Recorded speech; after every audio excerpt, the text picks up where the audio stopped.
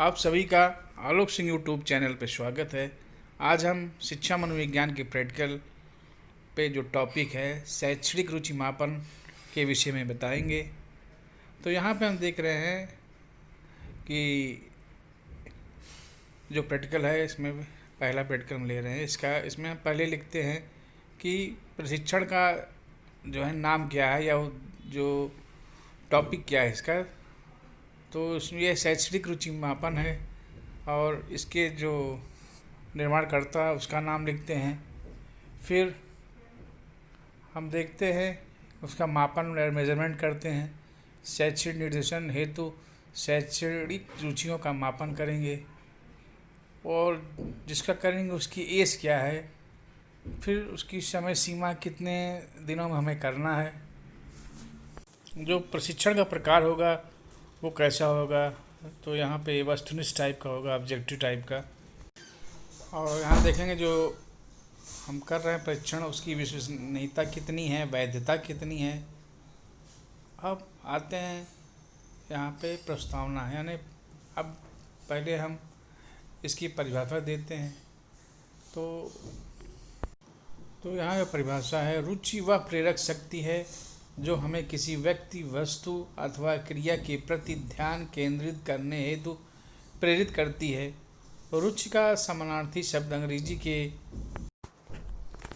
Interest शब्द से हुआ है, जिसका उत्पत्ति लैटिन भाषा के शब्द इंटरेस्ट से हुआ है, जिसके कारण व्यक्ति के में जो अंतर होता है। जिस वस्तु में हमें रुचि होती है वह वस्तु हमारे लिए दूसरी वस्तु से भिन्न एवं महत्वपूर्ण होती है। तो ये भाटिया के अनुसार जो है रुचि का अर्थ है अंतर करना, जो हमें वस्तुओं में इस कारण रुचि होती है क्योंकि हमारे लिए उनमें और दूसरी वस्तुओं में अंतर होता है, क्योंकि उनका संबंध हमसे होता है। वुडवर्थ के अनुसार रुचि जन्मजात क्षमता मानी जाती है। कुछ समय बाद थॉर्नडाइक ने रुचि को विश्वास में उसके शाला, परिवार, मित्रों आदि की महत्वपूर्ण भूमिका रही है। बालकों की रुचियों के विषय में उसे भविष्य के लिए मार्गदर्शन दिया जा सकता है। रुचि प्रशिक्षण मुख्य 3 छात्रों में ध्यान में रखकर बनाई जाती है। पहला है समान रुचि प्रशिक्षण, दूसरा है शैक्षणिक रुचि प्रशिक्षण, तीसरा है व्यावसायिक रुचि प्रशिक्षण। तो हम कह सकते हैं रुचि प्रशिक्षण के क्षेत्र में जितना भी कार्य हुआ वह समान या व्यावसायिक रुचि के क्षेत्र में है। शैक्षणिक रुचि हेतु परीक्षण नहीं हुआ, तब इस परीक्षण को हम शैक्षणिक रुचि जानने के लिए बनाया गया है।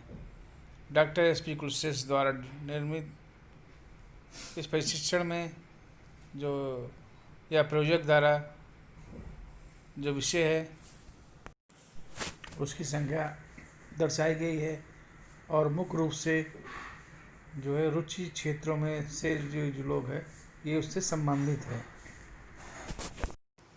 हम यहाँ प्रत्येक विषय के लिए जो क्षेत्र होता है उसको व्यवस्थित करते हैं और जो सामग्री लगती है उसको नोट करते हैं। फिर जो प्रयोजक होता है उसका परिचय देते हैं कि उसकी योग्यता क्या है और उसकी एज क्या है, नाम क्या है। उसकी योजना बनाते हैं। प्रयोज के जो है वो परीक्षण के विषय से समान जानकारी दी जाती है। इस प्रकार उसे परीक्षण के लिए मानसिक रूप से तैयार किया गया। प्रशिक्षण पत्र की भली प्रकार से जांच कर यह देखा गया कि प्रस्तावित त्रुटि युक्त न हो।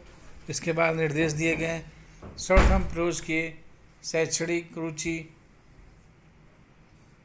उसको किया गया। इसके बाद उसे निम्न उद्देश्य दिए गए। इस प्रबंध का मुख्य उद्देश्य आपकी शैक्षणिक रुचि को जानना है।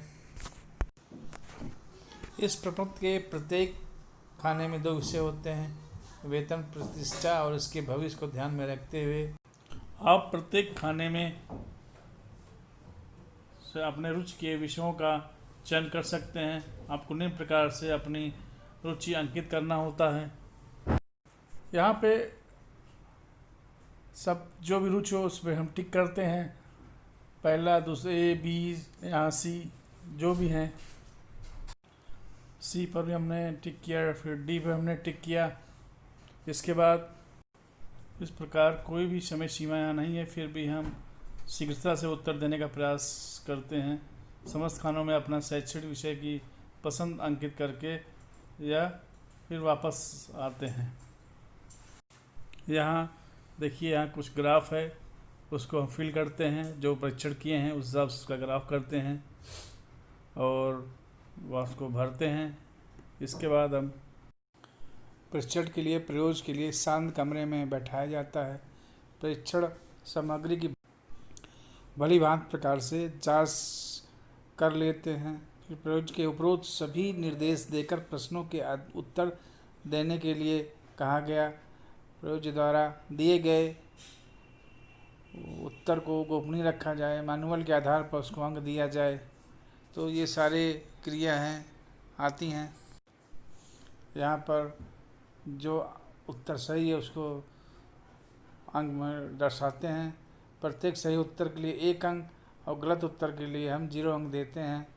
अंकन के पश्चात हम प्रत्येक विषय को ऊर्ध्वाधर एवं क्षैतिज स्थानों से प्राप्त अंकों को जोड़कर अंत या उस विषय के विशेष अंक में जोड़कर उस विषय का ज्ञात किए गए तथा प्राप्त अंकों के आधार पर हम उसका वर्गीकरण करते हैं। यहाँ पर हम कुछ वर्गीकरण करते हैं जिसमें क्रमांक दिया है और आपका अंक दिया है, रुचि का स्तर दिया है। पर 10 से 14 अंक जो है वो रुचि का जो स्तर दिया गया है वो सारी चीज़ दर्शाई गई हैं कि कितने अंक में कितना क्या क्या है, कि निम्न रुचि है या औसत से ज़्यादा रुचि है, सारी चीज़ें इसमें दिया है। अब जो परिणाम में कौन कितना अंक पाया उच्च स्तरीय पर, औसत पर, तो यहाँ हम परिणाम में इसको दर्शाते हैं। इसमें औसत से कम रुचि स्तर पर कोई नहीं है। इसके बाद आते हैं हम निष्कर्ष पर। तो यहाँ पे प्रयोग के द्वारा दिए गए उत्तरों के आधार पर हम निम्न रूप से प्रयोग के रुचि के क्षेत्र को बनाया। इसमें मुख्य रुचि के क्षेत्र में कितने हैं और द्वितीय रुचि के क्षेत्र में कितने हैं, ये रिपोर्ट में हम दर्शाते हैं। इसके बाद तृतीय रुचि क्षेत्र में कितने कौन है, AGCO है, सबसे कम रुचि वाले में HS है।